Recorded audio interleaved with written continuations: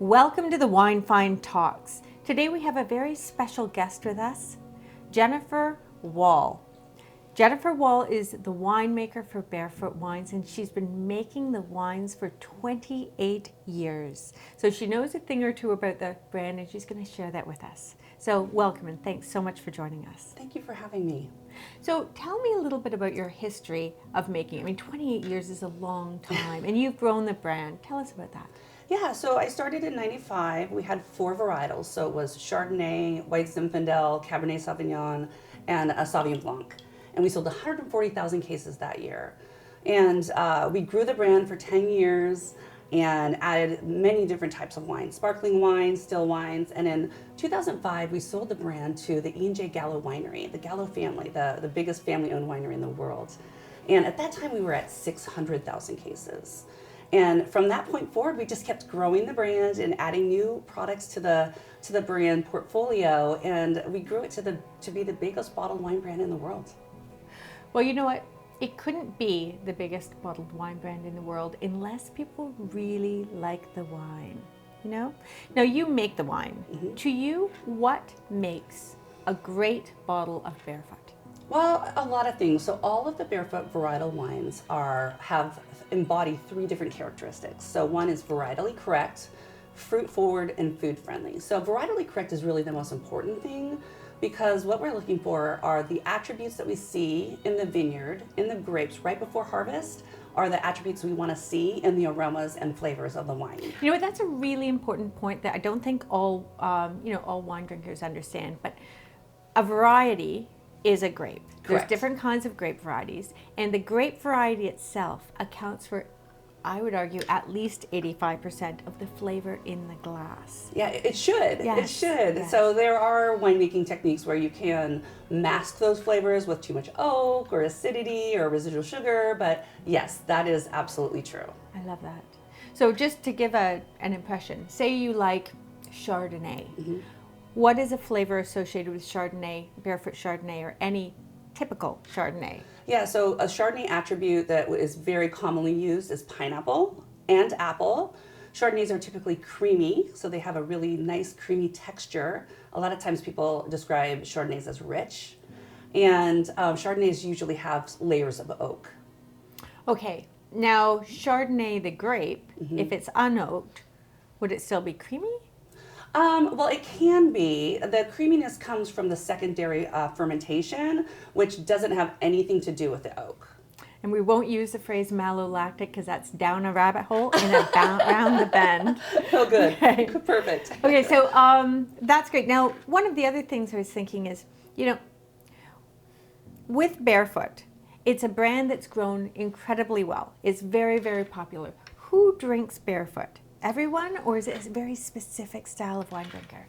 We say that everyone who's legal drinking age and older can enjoy Barefoot, and we do have a wide array of wine consumers. So we have a lot of people who come into the wine category through Barefoot, and that's why Moscato is so important.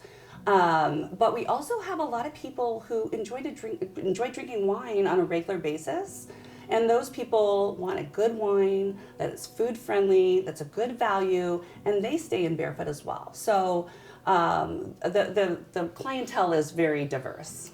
And today, like you said, we're having Moscato. And Moscato is an interesting wine because it's a wine style that's relatively low in sugar. Yep. Relatively High. low in alcohol and high in sugar. So it's Yeah. a sweeter style, lighter style, almost cocktail-like. And it's a great gateway wine style for people who may not be familiar with wine, or they may be really in a cocktail era. Yeah, absolutely. Their cocktail era. But I think it's also a wine that connoisseurs can enjoy on the dock. It's all about place, really. Absolutely. And food. This wine goes very well with very spicy foods and even desserts. So it could be a part of your dessert repertoire. Actually, it's interesting. Lower alcohol wines with hot food are great because you can glug them. You can use a drink. Just Right. drink, not just sip.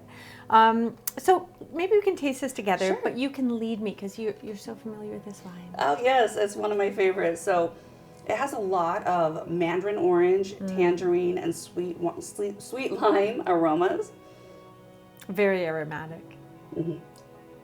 Yeah, all of the Barefoot wines are very expressive aromatically, and that's very important. And we want that expressiveness to be also found in the palate as well. So we want those flavors and those aromas to be equally expressive, and I think it is in this wine. And all of those notes you described on their nose are echoing on the palate for sure. Yeah. And it's sweet, but there's also that tight seam of acidity. Yes. That scrapes the palate clean, leaves it clean and dry, makes it quenching, Yep. you know, like lemonade. So how do you preserve the acidity in your Muscat grapes in California? So we get a lot of acidity during the maturation process in the vineyard. So we bring the grapes in and they have pretty good acidity. We sometimes adjust the acidity to make sure that it has that bright acidity that you're talking about. Another thing that we do is we do put a hint of CO2 in all of our chillable wines, which also lifts the perception of acidity and balances that residual sugar, so that when you do have a wine with some sugar, that it doesn't taste sweet. It really is balanced and cleans out on the palate. I see. Yeah, that's the little spritz I'm getting. Exactly. Taste. Very gentle though. Yeah. A gentle spritz. Lovely. Now, you know this wine. What's your favorite thing to eat with it? You know, I like a lot of different foods with this, but I like the little dessert tartlets with kiwi and strawberries. I think that's a very good pairing.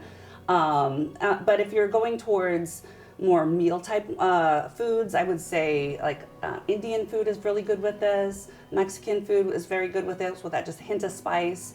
Next week I'm doing an event and we're serving it with Mandarin orange chicken. So that will be a perfect pairing. Yes, a bridge for the... Yeah. Now, when you're talking about those tartlets, do you mean the ones with the custardy cream inside? Exactly. Great. Like the Portuguese tarts except with fruit. Exactly. Love it. Yeah. Love it. It's a very good pairing. See, I'm tasting this and I automatically want grilled jerk chicken. Oh, perfect. That would be delicious with this. With peas and rice.